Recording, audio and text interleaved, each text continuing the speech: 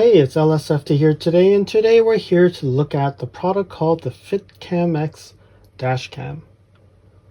You all know that I have a Lexus genuine dashcam installed on my 2022 NX 450h Plus, and you may think, why would I actually do a review for another dashcam? Well, when I picked up my NX, I really wanted to install this FiTCamX dashcam, but at that time, it was not available yet. So now it's available, and I was invited by FiTCamX to review this dashcam. So one thing to be clear, I am not being paid to do this review, but the dashcam was delivered to me so that I can actually review this dashcam. So let's unbox the product and see what's in the box, and then we'll go ahead and do the installation. Before I start unboxing, if you are interested in purchasing this dashcam, I have included 3 links in the description below. My preferred method is that you use the coupon code CAM987 with the affiliated link to get a 6% discount, and this method does help support me and my channel. There are also additional links to other stores that can also provide you some discounts.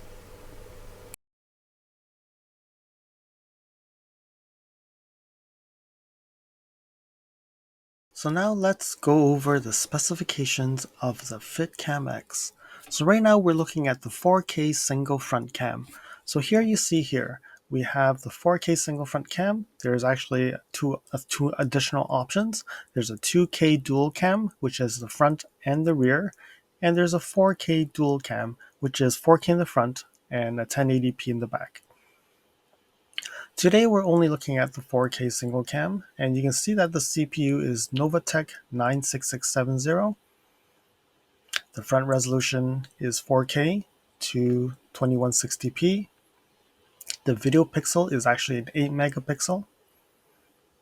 The wide angle, so how wide the camera can actually see, is 170 degrees. The maximum aperture for this camera is an f1.6, which is quite wide of an aperture because it can collect a lot of light into the camera sensor to be able to process. Then when you look at it, the Wi-Fi, it only supports a 2.4 gigahertz. Doesn't say what type, if it's a newer version, if it's a 6 or what it is. It only says 2.6 gigahertz. The video codec it uses is H.265, which is HEVC, HEVC. Comparing to other cameras, some still use the H.264 video codec, which actually has bigger files. The H.265 has a better compression, and you'll need to look at your computer to see if you can actually play these HEVC or H.265 format. It supports Apple iOS and Android Google Play Store apps, and for the front cam installation, there's no additional wiring needed. So now you go down to the parking mode, it does say hard wire to fuse box, and then to contact them to buy a fuse box cable. So this is capable of having parking mode. So if there's a collision while it's being parked, it can wake up the camera and record. Right now, for the model I am reviewing, there is no parking mode enabled. Looping recording options, it says 1 and 3 minutes. I think I've seen 5 minutes too. So this specs may be a little bit outdated, but it seems like they're continuously improving the app and continuously improving features. Then driving collision sensing is yes, so there is a G-force monitor in the dash cam, and if it feels strong G-force, it will actually lock that recording so that you can pick it up later on. And on the right side, you can see that there are different models, the RX, NX, UX, and different year versions, and it actually tells you how it draws power. So the RX, the first gen NX, the UX, it actually pulls it from the room lamp. And for the 2022 NX 2023, it pulls it from the adaptive cruise control sensor power. Same with the IS and same with the ES.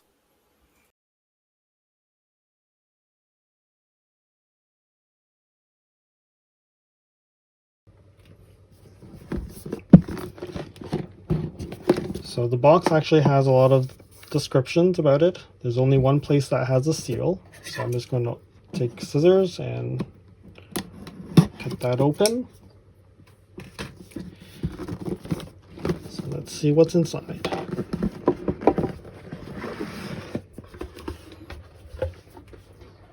So inside the box, you can see that there is one big container and one area that says accessories inside.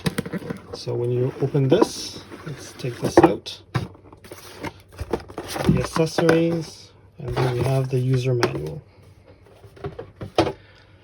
So the user manual has a QR code for the video on telling you how to install it. And then you can see there's a warranty. And then I believe the other side is different languages. Okay, so this is the instruction manual. I'll be going over that a little later. And then let's see what's in here, in the big box. There's some bubbles. And there's nothing else in the box. So we have bubbles. And another bubble. And then in here, let's see what kind of accessories in here. So we have a harness. We have a tool to pry open. What else is in here? So I have a USB to micro SD reader, and that's it. So let's open up this and see what's in here.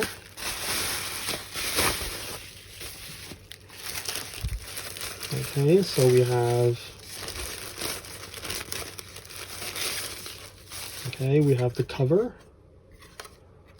one of the covers. Put this aside, and we actually have the dash cam.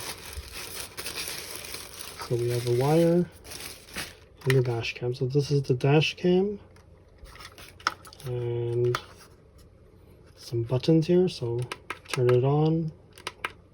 Taking a picture, heatsink area. There's an SD card already in the slot. Let me pull that out.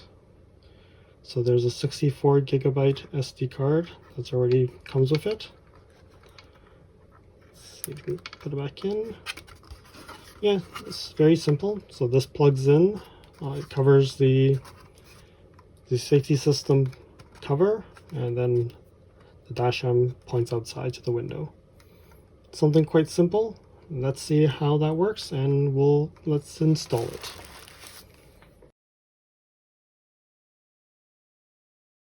Alright, we've now unboxed the FiTCamX, and now we're gonna do the install. I will not be doing a video of the install since they've already produced a video on how to install, but I will take screenshots of what I've done, and also if there's anything that I've seen that I have to do different, I'll probably take a video of. But the installation process, I will not be taking a video. The reason why is it's just going to be a little cumbersome for me to be able to set it up and make sure the camera is actually in the right place. So I want to do this install correctly, and I just wanted to make sure that it's done properly.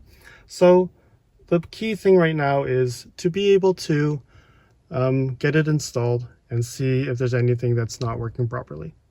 So I watched their installation video a few times before I attempt to pry open any plastic covers. I was very clear on what needed to be done, but during the installation, I still found myself watching the video, pausing as I take parts apart. So following the video on where to pry, where to pull, it was very easy to remove the plastic covers. I find it was harder to remove the red clips off the original cover, as I spent like 5 minutes just trying to remove those 2 clips.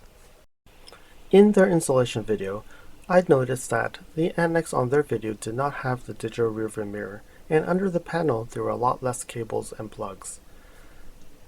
I was still able to manage to put everything together and not make it so that it cannot close, and it was actually not too bad.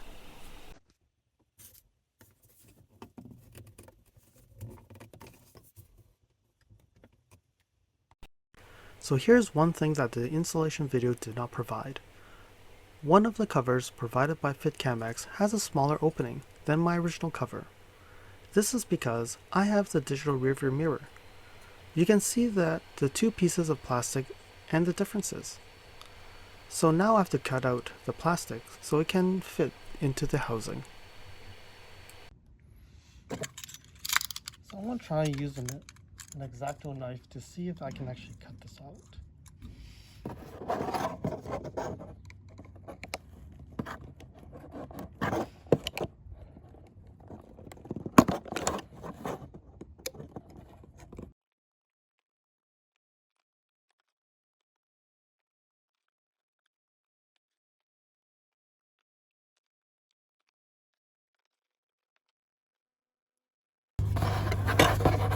So there we have it. It's been cut out. Have to clean that a little bit, but it seems to be okay. You don't need that big of a tool. So I'm back in the car. Now we can see the two different pieces. They actually now look like they're about the same size. So now it's time to put it back in and see.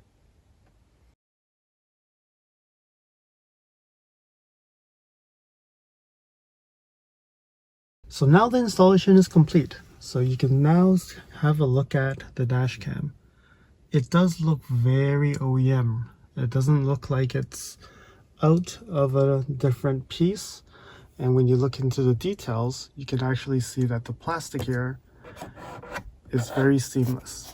And you can see the piece I had before actually is also very seamless. You would not see that it is something that's different. So this piece is original.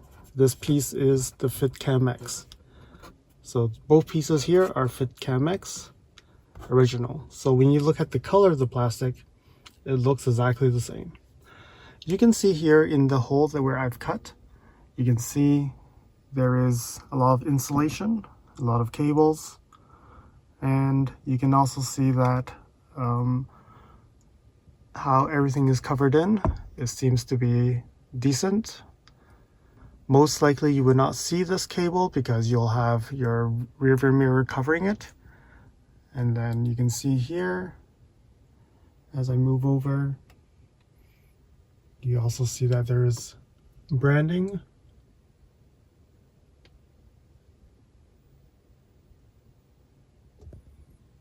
And the rain sensor and wiper sensor, and my Lexus digital dash cam.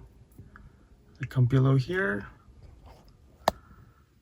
You can also see that we have a power button, a snapshot, and we have some LEDs here. So there's two lights, a blue, and then the last one is actually the reset.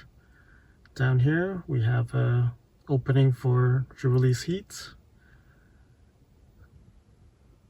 So we look underneath and you can see the cable for the digital rearview mirror and why it actually needs a larger opening. And then we'll look over here a bit and you can see this is the dash cam. So overall, I'm very pleased with the installation. Very pleased how it actually looks like. It looks much better than my other dash cam because it looks more fully integrated than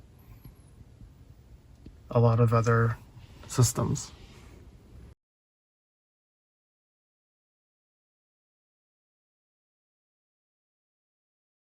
So if you want parking mode, what you need to do is to buy the fuse connection. So I'm at the FiTCamX site right now, and I'm going to search for fuse box. So now it comes with some information here. So there is actually two items. You may want to reach out to FiTCamX to figure out which one is the right one, because I do see here it says fuse box cable for FiTCamX, and there's a fuse box cable for Toyota and Lexus. So I think from our purposes, we probably would need the Toyota and Lexus one.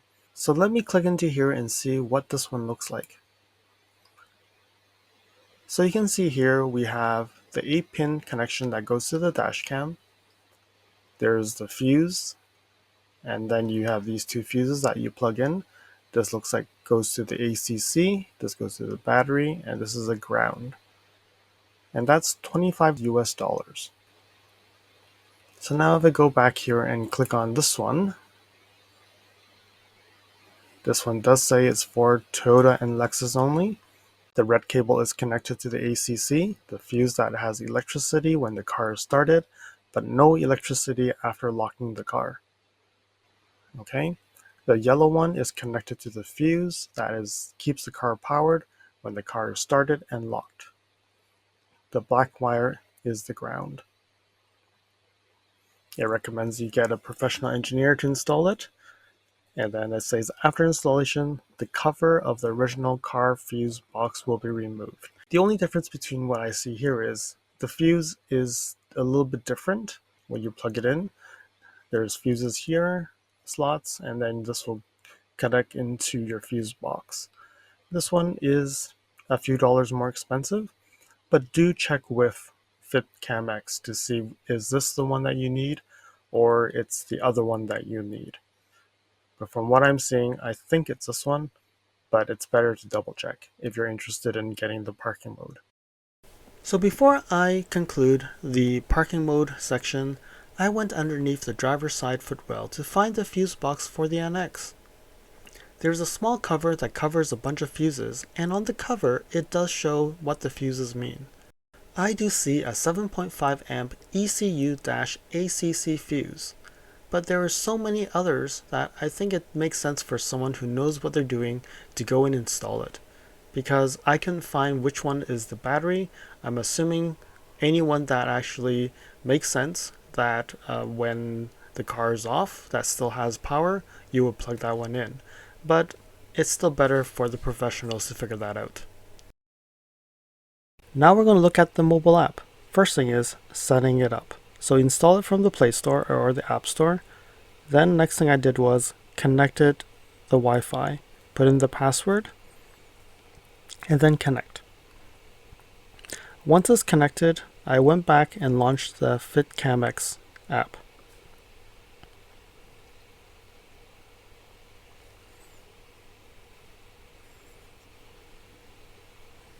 Okay, first thing it said is connect to FiTCamX. So you press on the button, it goes through a wizard. So next, connect to the FiTCam. It's already connected, so I just have to go back.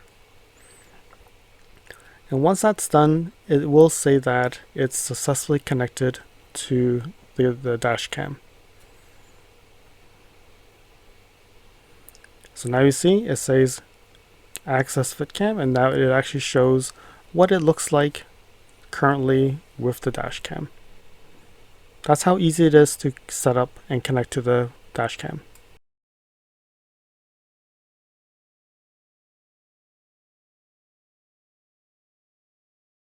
So now I'm using the FiTCamX app again on an Android device.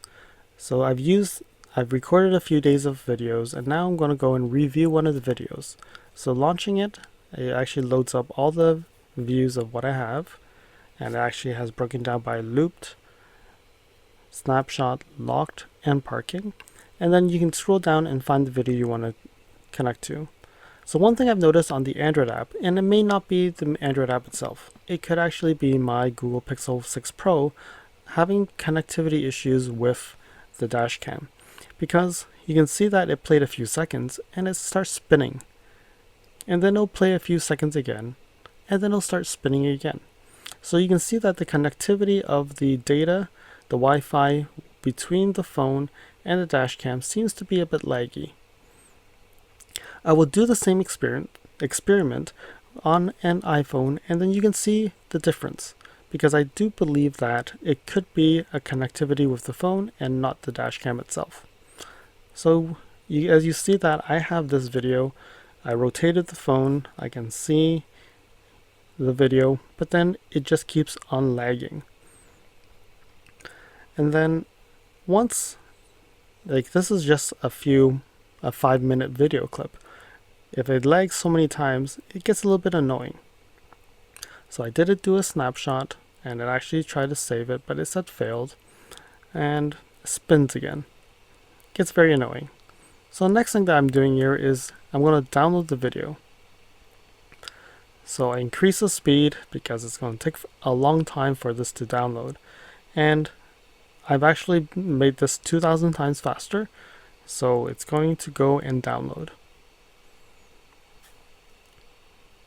It goes to 5 minutes, and we're still not there yet. 6 minutes, 7 minutes. We're at 70 something percent, 8 minutes.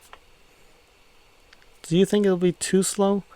I'm going to give it a few more tries on an Android device, but it seems to be a little bit slow. And I think at the end it took about 12 minutes and 42 seconds to completely download that video. After you've downloaded the video, it plays smoothly because now it's on the device. But you can also edit video, take a certain clip, and then add music to it, and then share it to whoever you want, or just save it and then use it for other purposes. A quite cool feature that I haven't seen on my previous Lexus Get Genuine app. It's actually something that some people may use.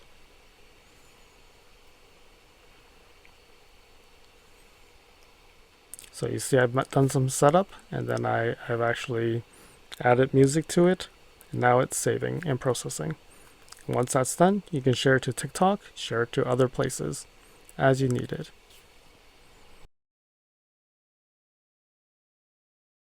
So now I'm on the iPhone.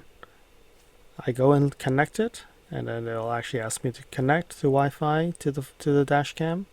Once that's completed, you go back, and now you're able to go and connect and view what you're connected to. So now I'm out and it's a rainy day. Now you can go back to there, you see loop, snapshot, and locked. And then you can scroll down and find the video you want to preview. So we're just going to pull the exact same video that I showed on the Android. And now you can see that it started to play. I actually went and downloaded it straight ahead, and you can actually see that this time on the iPhone, it's much faster.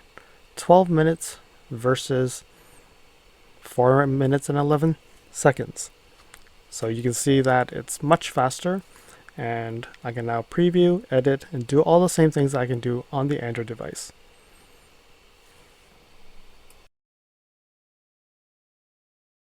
And now I'm going to look at the settings of the app. We're going to look at the bottom toolbar where we have the album, and then we have more. In more, we have app settings where you can change the language and the date format. The languages, there's actually a lot of languages that you can select. There's Chinese, English, or you can actually just say select follow the system. And then the date format, there's numerous number of date formats that you can use. And then there's a submit issue log, which actually then is almost like a help desk thing. That way you can say I have problems. You can go through that process. There's installation tutorials, which actually just goes to the FiTCamX website. And there's customer service, where you can have contact information to their support team. Now we're going to look at the camera settings. The first thing is you can change the recording to record sound or not, or you can not record sound. Then the next one is the video resolution, the 4K and the 2K and the 1080p. There's multiple selections. By default, it's the 256 by 1440. You can change it to 4K. Then we have the loop recording options. There's 1, 3, 5, and 10 minutes. The exposure, you can do +2 to -2. You can turn on or turn off the trip watermark, which actually provides the date and time. Next is the driving collision sensing, off, low, medium, and high. And then the next is the Wi-Fi name. You can change the Wi-Fi name. I've actually done that already. Then we have the Wi-Fi password. And then after that, there's the firmware version, and then format SD card. So you're going to clear everything, and then default settings, and that's it.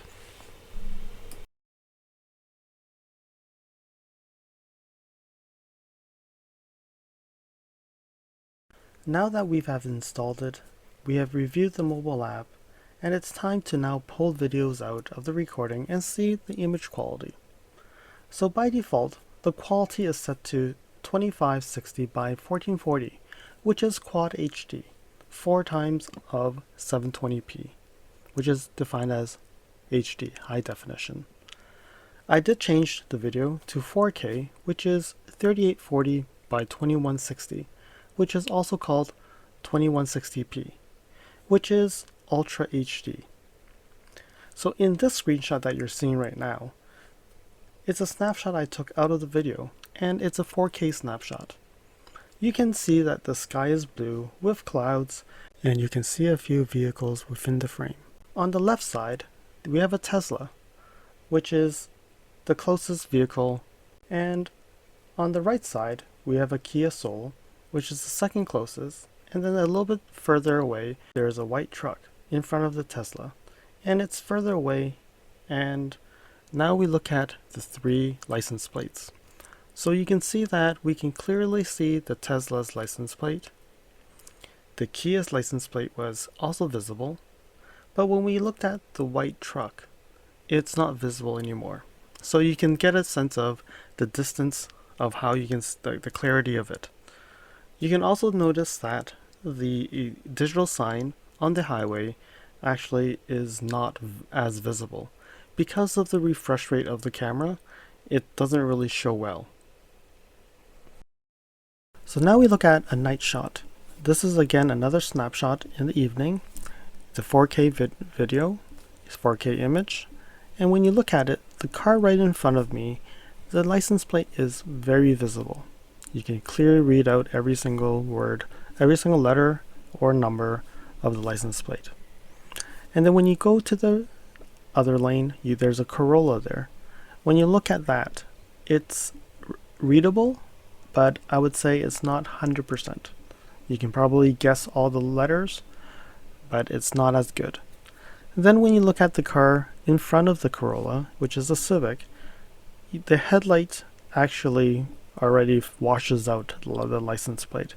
So the dynamic range is definitely, will not be able to see it. And I would say probably in a human eye, I probably won't be able to see it myself. So overall, I'm quite pleased of the night shot. You can actually see things quite well. I did notice myself that my headlights are actually quite bright, and sometimes even the vehicle in front of me, my headlights are shining onto the license plate, and it reflects, and I cannot really read the license plate in front. As I conclude this product review, I will be showing clips of the recordings from the dashcam so that you can see how it performs. First of all, the dashcam installation was easy. Following the instructions in the video didn't take too long, and it wasn't too hard to do. Unfortunately, the dashcam that connects to the adaptive cruise control module does not allow parking mode. But if that is critical for you, you can definitely get the fuse wires and connect the device to the fuse box and have it always on, so that any G-shocks during parking, it will record it. The OEM look is just one of the best selling points of this dashcam. It just looks fully integrated, and the materials is similar to what Lexus offers in the original parts. This dashcam does look better than the original Lexus dashcam that I have installed. The price is a no-brainer. It's very reasonably priced, and with my promo code, you can get a better deal. Feature-wise, it does have the basics. It records, locks videos when it detects any G-forces, and it will do loop recording. The optional parking installation will allow you to also do parking surveillance. They also offer other camera modules for the back so that you can monitor cars behind you, and that installation is a little bit more involved, but at least there is that option. It also allows you to cut clips, add music, and you can share it on TikTok or share it with friends and family wherever you want to. So, 3 things I like about this. Number 1, it looks good. Number 2, easy installation. And number 3, the mobile setup and connection was very simple. And 3 things that they can improve on. So number 1, doesn't offer GPS. Number 2, if they offered a Windows or Mac OS app to help manage videos that you download from the SD card, I think that would be helpful. And number 3, it doesn't offer video quality settings. For those who want to capture more video and care less about the video quality, they can set it to low quality, or for those pixel creepers out there who want to see more detail and they want to set it up to the highest possible quality. So the biggest question is, do I recommend this dashcam? So if you are looking for a simple dashcam that is not too expensive and just care about recording while you drive, I think this dashcam is for you. It has great quality for its price. You're getting good value with the OEM look. There isn't that many dashcams out there that looks as integrated as the FiTCamX. If you want parking surveillance, this dashcam can also do it. All you need to do is to get the fuse connector and have it set up. Unfortunately, I have not been able to test that, but I believe it does what it says. So to conclude this video, I will be showing the edited video so that you can see what the app does by adding music and see the result of the editing that I did in the video. Thanks for watching, and I'll see you again next time.